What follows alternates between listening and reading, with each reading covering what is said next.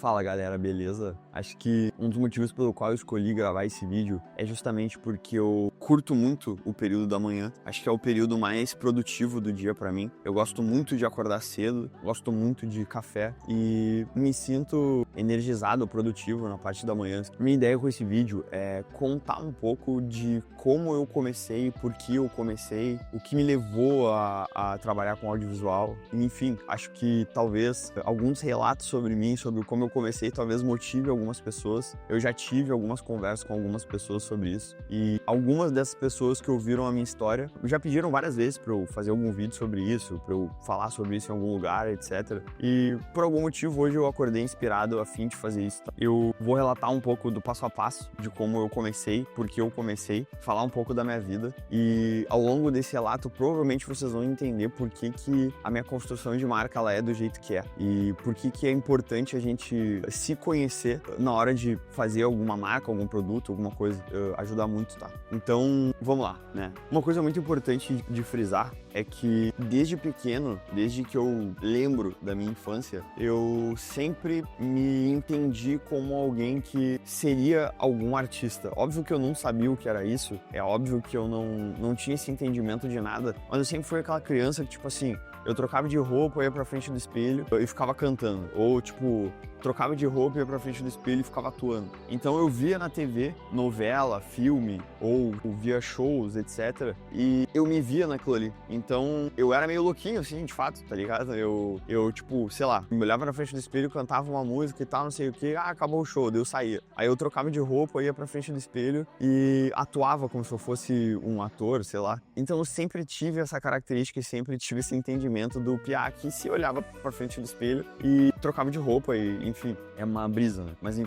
Mas era isso que eu fazia. Então eu sempre tive esse entendimento de que eu era uma pessoa voltada pra essa área mais de comunicação. E isso era bizarro, tipo, eu não entendia exatamente porquê e eu também questionava isso já desde pequeno. Meu primeiro contato com a arte foi com 8 anos de idade. A minha mãe, ela trabalhava numa loja, minha mãe era vendedora ou gerente de uma loja, não me recordo agora, e essa loja tinha umas 3 ou 4 franquias, mais ou menos. E uma dessas franquias era na praia, numa praia de Xangri-Lá, que é uma praia que tem aqui no Rio Grande do Sul. E como todas as lojas fecharam, só sobrou essa unidade, a gente foi pra praia, eu, minha mãe e meu pai. Meu pai, à época, tava desempregado, se eu não me engano. E a gente foi pra praia pra minha mãe trabalhar nessa loja até essa unidade fechar. E essa loja era dentro de um shopping, e esse shopping, obviamente, tinham muitas lojas, né? E eu era uma criança muito comunicativa, então como a casa que a gente tava morando nessa época era atrás do shopping, minha mãe ia trabalhar nessa loja, eu meio que ia pro shopping também e ficava lá, caminhando, conhecendo, tinha um fliperama lá. Então, nesse fliperama, eu passava o dia inteiro lá jogando, fiz amizade lá, mas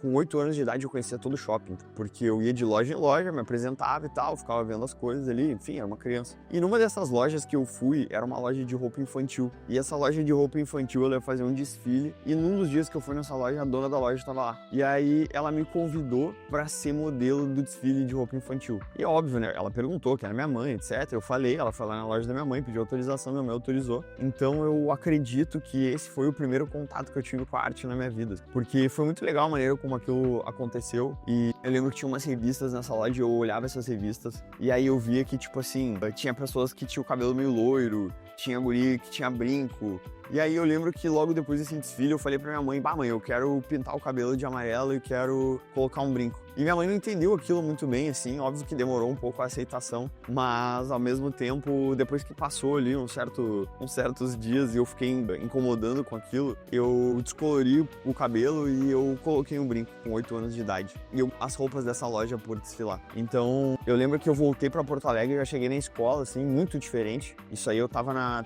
3ª ou 4ª série, mais ou menos. E eu era uma criança diferente. Tipo, dava pra ver que sei lá, meus colegas usavam sandália do Seninha e bermuda cargo acima do joelho, regata. E eu usava umas meias altas, já usava uns tênisinho fera, umas camisas de botão, floreada, brinco, luzes e tal. Então eu despertei pra essa parte estética muito cedo, tá? Então, eu imagino que o meu primeiro contato com a arte foi esse, tá? Meu segundo contato com a arte foi logo depois disso, através da dança. eu estudava numa escola pública chamada 3 de Outubro, aqui em Porto Alegre, e existiam oficinas de dança nessa escola. Então, eu lembro que, de cara, assim, quando chegou a oficina de dança na escola, eu já me pilhei de fazer, achei muito da hora. E aí, um parênteses, tá? Eu, nessa praia de Xangri-Lá, eu tinha um fliperama lá e tinha uma máquina de dança, que era aqueles jogos que era, tipo, era de alumínio, assim, tu escolhia a música que tu queria dançar, dava o play, se segurava num suporte e pisava numas setas e dançava. Então, eu era muito viciado nesse jogo na praia. E tinha campeonatos disso na praia, tá? Isso a gente tá falando de 22 anos atrás, tá? E eu curtia pra caralho. Então, meio que entendi que quando chegou a oficina de dança, eu associei com aquilo ali. Eu tinha mais ou menos uns 11, 12 anos nessa época, eu já tava, tipo, na quinta, sexta série. E eu tive contato com a dança mais ou menos nessa época. E foi muito louco, porque não foi só a parte de dança ali de street, no caso, né? Era hip hop que a gente dançava. Hoje em dia,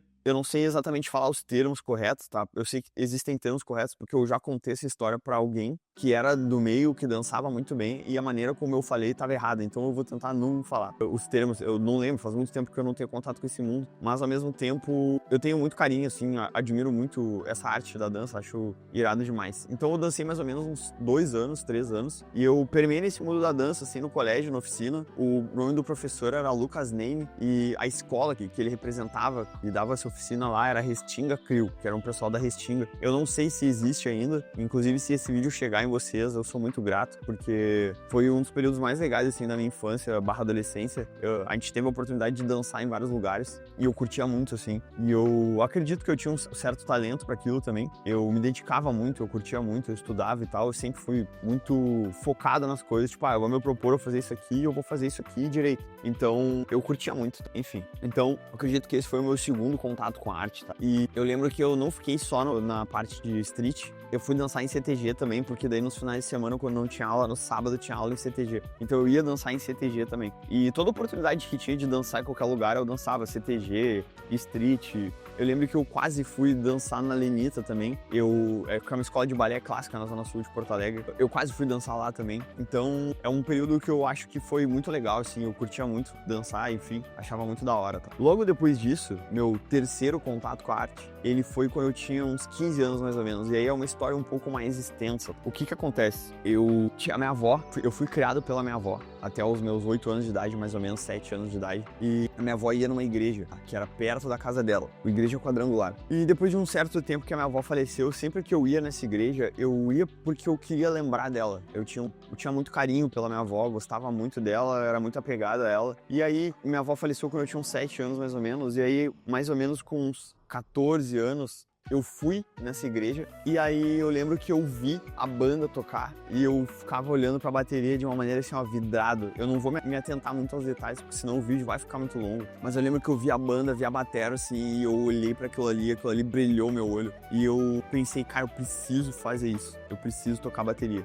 Parecia, eu juro, foi um sentimento muito louco, porque parecia que eu já fazia aquilo ali. Eu só precisava de fato estudar e fazer. Mas eu olhei pra aquilo ali, eu me conectei de uma maneira muito profunda, assim, que até hoje eu meio que tenho muita saudade dessa época, assim, de tocar e tal. Mas, enfim, eu olhei pra aquela bateria e falei, eu vou tocar bateria. Eu vou tocar bateria. E aí, logo depois que terminou o culto, já fui falar com o pastor, fui falar com o pastor da igreja pra perguntar da questão da banda, como é que funcionava e tal. E eu saí daquele culto e botei na minha cabeça que, tipo, eu vou tocar bateria nessa igreja. Eu vou ser baterista da igreja. E aí eu comecei a voltar nos cultos, eu olhava, arrumei um professor de bateria, a igreja pagou pra mim umas aulas num primeiro momento e depois a minha mãe me ajudou a pagar as outras. Eu nunca tive muita condição financeira assim na vida, isso é uma coisa importante de falar também. Minha mãe é manicure, o meu pai, hoje o meu pai trabalha comigo, mas bati o microfone. Hoje o meu pai trabalha comigo, mas ele trabalhou 15 anos numa assistência técnica que consertava telefone, ele era gerente dessa assistência. Então a gente meio que sempre se virou, assim. Tipo, pra vocês entenderem, até os meus 20 anos de idade eu não tinha quarto. Então eu morava numa casa de 4 cômodos, eu, meu pai, minha mãe e minha irmã. E a gente se virava do jeito que dava. E eu queria tocar bateria. Bem complexa essa logística, mas eu botei na cabeça. E aí o que aconteceu? Eu comecei a fazer essas aulas e tal, mais ou menos uns 3 anos depois de eu começar. eu já comecei a tocar bateria no grupo de jovens dessa igreja. Uns 5, 6 meses depois eu comecei a tocar nos cultos de dia de semana. E basicamente aí de 10 meses a 1 ano depois, eu já tava tocando nos cultos de domingo, que pra quem frequenta a igreja, são os cultos que mais tem gente e tal. Pra quem é da música também, bate até um certo nervosismo pra quem vai tocar nesses cultos. Então, em basicamente 1 ano eu já era um baterista já que segurava ali qualquer tipo de compromisso, enfim. Então, esse foi meu terceiro contato com a arte, começou dessa maneira e foi um período muito louco também, tá? Abrindo um outro parênteses, pro pessoal que talvez assista esse vídeo e seja da igreja, eu não sou da igreja mais, eu não frequento. Eu fiquei basicamente 1 ano e meio na igreja, que foi o ano em que eu aprendi a tocar bateria, que eu tocava nos cultos, enfim. Até pra não ser injusto com o pessoal que vai provavelmente assistir esse vídeo e frequenta a igreja cristão. Eu não sou cristão, eu tenho hoje um pouco mais de certeza, assim, que a minha ligação com a igreja nessa época ela era muito mais voltada pra essa questão da música, da bateria, enfim, do que necessariamente por ser cristão, por acreditar, enfim. Mas só pra deixar claro isso, porque acho importante frisar, minha ideia não é garimpar aqui um público de igreja ou ser um falso profeta, e eu tenho respeito também pelas pessoas que frequentam, enfim. Então, ponto. Meu terceiro contato com a arte foi através da música. E aí, saindo da igreja, eu tive uma carreira na música interessante, tá? Eu toquei bateria dos 14, 15 anos até uns 22 mais ou menos, tá? E durante todo esse período, eu fiz muita coisa. Então, tipo, eu abri show de bandas tipo NX0, eu toquei em várias cidades do Rio Grande do Sul, eu gravei um álbum com uma banda, eu gravei clipe, a gente tinha alguns fã-clubes, assim, a gente tocava tocava as músicas autorais, mas o nosso rolê era um rolê muito parecido com o do For Fun, com o do Scratch. Depois passou um tempo, a gente se aproximou um pouco mais das referências, tipo One Direction, McFly. Então, essas eram as nossas referências ali naquele momento, né? Porque era um momento que era isso que a sociedade jovem vivia. Então, eu meio que fiquei nesse mundo da música e tentei viver de música muito, eu insisti muito, estudei muito, fui muito atrás de tentar viver de música. Eu lembro que eu tinha 17 anos e eu ligava pros lugares, tipo, por opinião, ligava para as casas noturnas de outras cidades de Porto Alegre e pedia para abrir o show das bandas. E, tipo, era muito louco porque eu chegava nos lugares pra tocar, os caras olhavam e viam que eu era uma criança, tá ligado? Tinha 16, 17, 18 anos e tava fazendo aquilo ali. Então, eu acredito que muito da área comercial que tem hoje no meu trabalho com audiovisual, ela vem dessa época. Tipo, eu sempre fui uma pessoa muito focada em, tipo assim, não, eu vou fabricar essa caneca, então eu vou fabricar essa caneca da melhor maneira possível, eu vou pesquisar tendências de caneca, eu vou entender pra que se usa essa caneca, eu vou estudar um público pra essa caneca, e eu juro pra vocês, assim, não é mentira, quando eu tinha 16, 17 anos eu já pensava isso. Então, tipo, eu, no Facebook, eu entrava em contato com os grêmios estudantis de todas as escolas de Porto Alegre, particular e pública, pelo chat, e apresentava a banda, mandava o material, mandava o SoundCloud, mandava foto, release, mandava os clipes, dizia o que a gente fazia. E acredito que 80% dos shows que a gente fez foi por causa disso. E a visibilidade que a gente tinha na época foi por causa disso. E aí, se quiserem pesquisar sobre isso, o nome da banda era Banda Chauvet. Tem no YouTube muito material sobre a banda, enfim, ainda tem muita coisa na internet sobre isso. E vocês vão me ver lá tocando bateria nessa banda, no caso. Então, ali, o audiovisual, eu acredito que começou ali. Porque toda essa parte fotográfica, toda essa parte de roupa, de moda, de tendência, de fotografia, clipe, todas essas coisas, eu era o cara que estava à frente do pensamento dessas ações. Então, toda essa parte visual, estética, de como a gente vai referenciar, como a gente vai posar para as fotos, o que a gente vai vestir, com que público a gente vai conversar, eu já pensava nisso nessa época aí, com 17 anos mais ou menos, tá? E aí, galera, eu simplesmente desisti. Quando eu tinha uns 19 anos, mais ou menos, eu meio que desisti da música, assim. Eu saí desse projeto da Chauvet, fui para um outro projeto musical, que o nome era Go Crazy, mas eu meio que já tava desistindo, assim. Eu tava no auge, tecnicamente, da minha carreira como músico, assim. Eu acredito que nessa época que eu saí da banda e fui tocar na Go Crazy, era uma banda muito boa, tecnicamente um pouco mais trabalhada, e por isso que eu recebi o convite, inclusive, né? Porque, tipo, a banda precisava de um baterista, era uma banda boa, e eu fui pra essa banda pra me desenvolver, porque os músicos eram muito bons. E eu acredito que nesse momento foi o auge tecnicamente da minha vida como músico. Eu tinha 19 anos, mas ao mesmo tempo eu não tinha mais como sustentar em casa o desejo de ser músico. eu precisava trabalhar. Eu precisava ir pra rua trabalhar, eu não tinha outra escolha. Os meus pais não tinham como me sustentar já, eu já tava meio, 19 anos, tinha uma irmã de 9 anos que já tava no colégio, tinha toda a despesa ali de Kombi e tal, e uma menina, né, indo e voltando pra escola pública, eu não tinha como pagar uma escola particular, e o que dava pra fazer era pagar uma Kombi pra ela ir e voltar. Então essas coisas, por mais que não pareçam pra algumas pessoas, pesa muito no orçamento de quem é mais humilde, tá? Então eu precisava trabalhar. Eu já trabalhava meio que fazia alguns freelas, tá, em alguns outros lugares. Então, tipo, eu já meio que fazia alguns freelas na música, tocando sertanejo, na Woods, na Farms, que eram 2 casas noturnas de sertanejo que tinha aqui em Porto Alegre. Eu já fazia alguns freelas em barzinho. Então, mesmo sendo menor de idade ali, eu já me virava, fazia freela como auxiliar de cabeleireiro. Então, eu meio que dava o meu jeito, tá? Mas eu precisava ter um trabalho CLT, tipo, não dava mais. Pra ter aquela vida ali de músico e dizer que eu sonhava com aquilo ali. E isso me desestimulou muito musicalmente. Eu fui trabalhar de CLT na Chili Beans, com 19 anos, de carteira assinada e tal. Eu lembro direitinho, assim. Eu comecei a trabalhar no dia 12 de junho de 2014.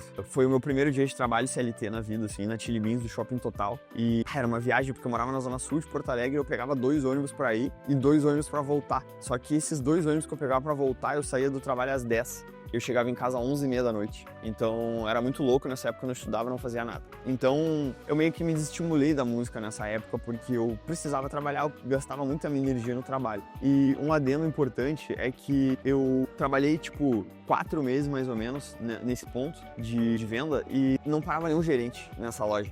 Era um quiosque no meio do Shopping Total e não parava nenhum gerente. Então, como eu tava lá, eu já meio que assumi algumas responsabilidades. E aí vem um ponto bem importante da minha vida, tá? Eu me considerava um subgerente daquele ponto ali. Porque como não parava nenhum gerente, eu sabia todos os processos burocráticos, não parava ninguém, eu era a pessoa que estava mais longeva ali. Quem entrava me via como referência naquele ponto ali de venda. Então, eu tinha 19 anos, eu era meio que um gerente da loja, porque eu sabia fazer todos os processos. E o supervisor, ele contratava gerente, esse gerente ficava 1 mês, 2, saía. Aí eu ficava 1 mês sozinho no ponto ali, fazendo todos os processos de entrada de nota, saída de nota, troca, devolução, atendia telefone para falar com os fornecedores, atendia o telefone para falar com o dono da franquia, com o financeiro, fechava a caixa, abria a caixa. Então, imagina, eu tinha 19 anos e já fazia todo o processo de um gerente. E isso foi muito legal.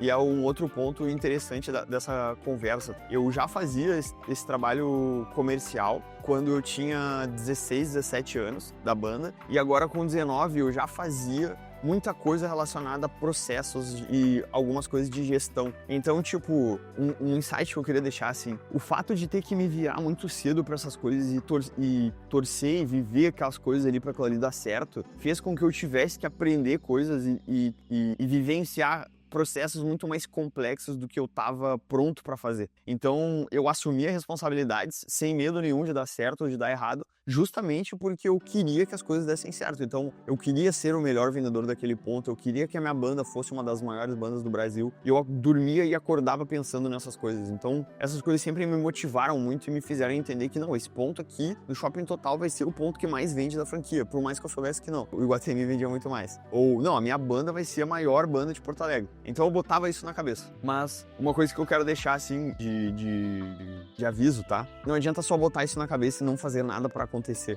Então, eu já conversei sobre essa história várias vezes com amigos meus e tudo mais. E eu pondero isso, né? Eu não ficava só pensando, eu pensava, bolava estratégias, anotava, escrevia, apagava, escrevia, rabiscava e tal. Eu bolava estratégias pra isso, tá?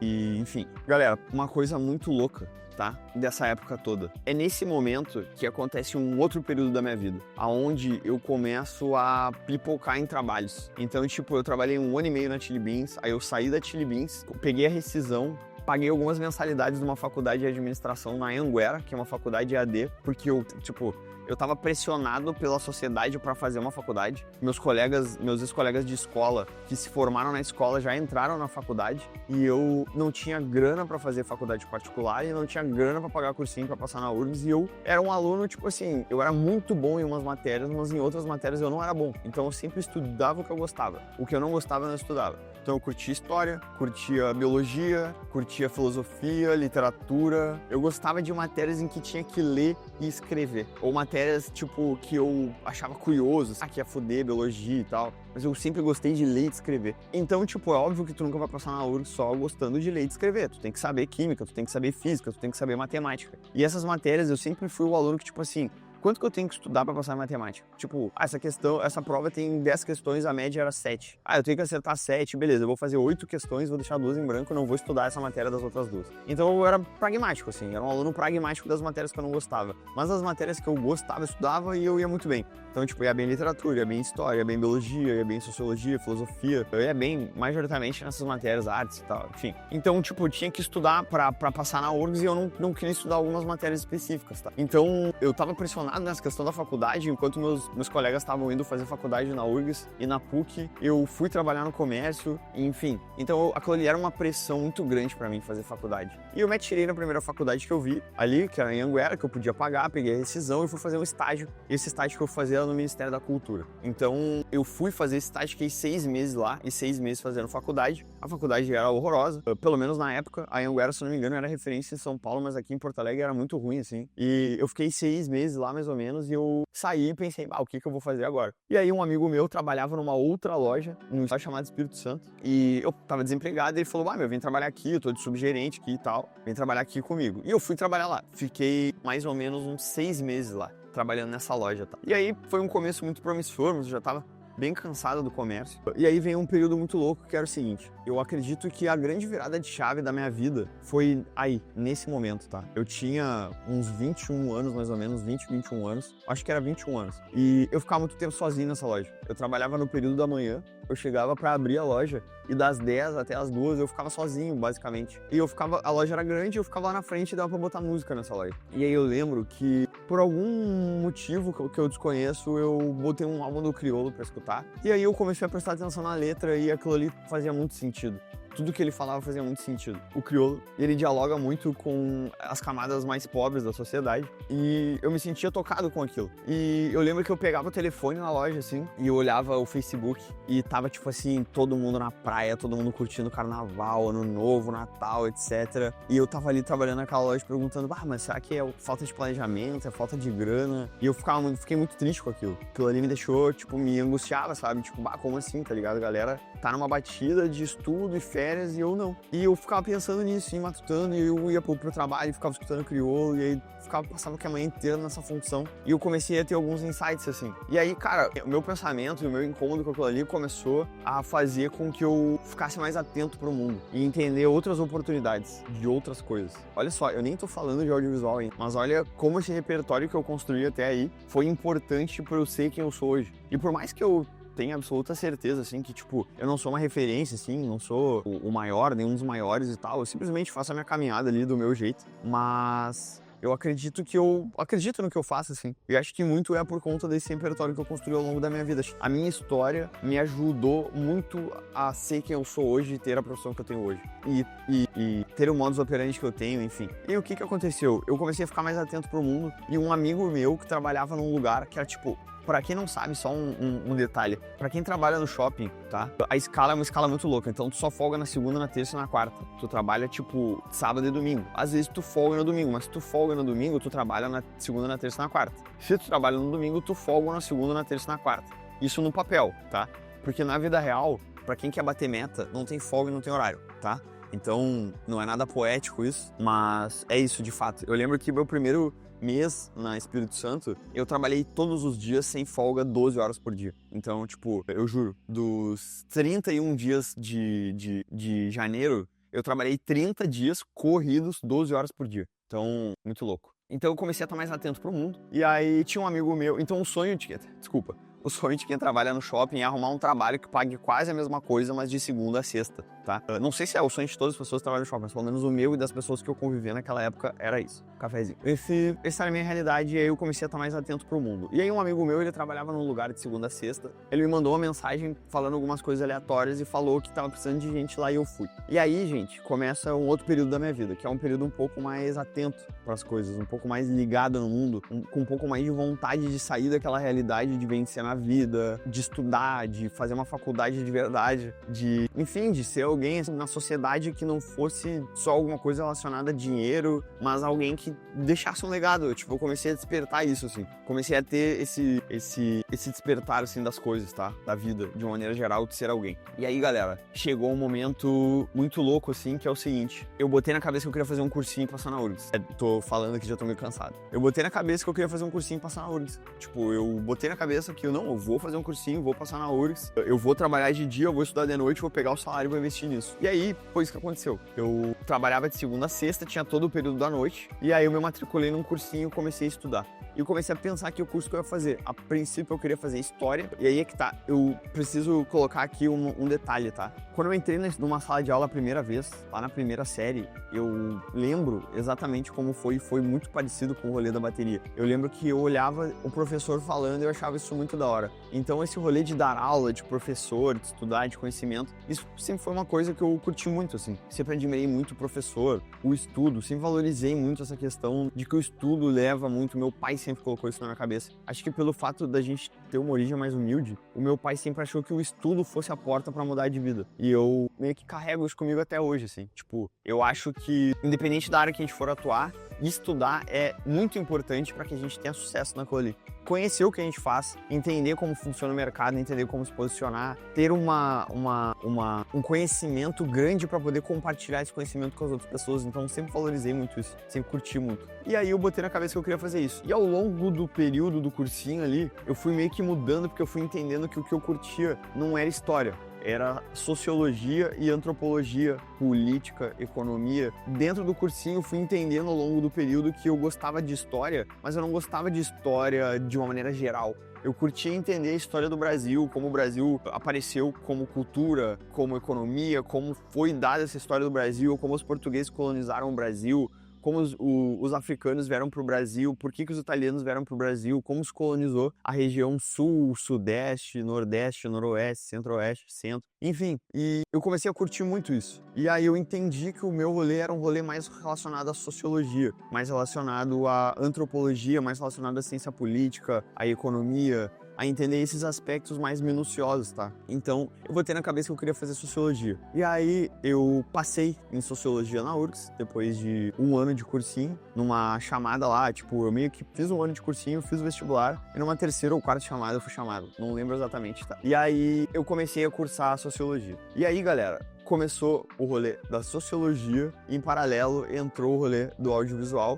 mas isso vai ser uma história pro próximo vídeo. Quem assistiu um pouco desse vídeo, eu agradeço muito quem assistiu até aqui. Eu já tinha gravado alguns vídeos já, mas eu nunca tinha postado. Eu tinha feito alguns vídeos e tinha falado com a câmera muito mais para testar essa minha maneira de comunicação, gesticular, tentar falar sem gíria, sem pausa, mas eu nunca tive muito essa ânsia de produzir conteúdo. Tipo, eu de fato sou de boa em relação a isso, assim. Eu não sou aquele produtor de audiovisual ou aquele cara que faz vídeo que tem aquela ânsia de, mas eu preciso produzir conteúdo, Eu não tenho muito esse rolê, tá? Eu noto que isso é quase que uma tendência assim, nesse mercado, de quem trabalha com isso, né? De, tipo, pelo menos das pessoas que eu falo, tem muito esse rolê de eu trabalho com audiovisual, mas eu ainda não produzo conteúdo, eu tenho que começar a produzir e tal. Eu nunca tive essa ânsia, nunca tive essa aspiração. Mas uma coisa que eu sempre achei legal, que eu sempre curti, foram vídeos longos do YouTube. Então, tipo, como ir pra Irlanda. Aí tinha lá o vídeo do cara lá, 35 minutos ensinando pra ir pra Irlanda. E eu botava esse vídeo e ia fazer minhas paradas. Ia fazer um café, lavar uma louça, ia cozinhar. Eu sempre curti vídeos longos e densos e histórias de vida e essas paradas de como fazer, mas de uma maneira bem explicada, assim, minuciosa. E acho que a minha ideia foi trazer isso, assim. Eu, voltando, assim, recapitulando um pouco, por que eu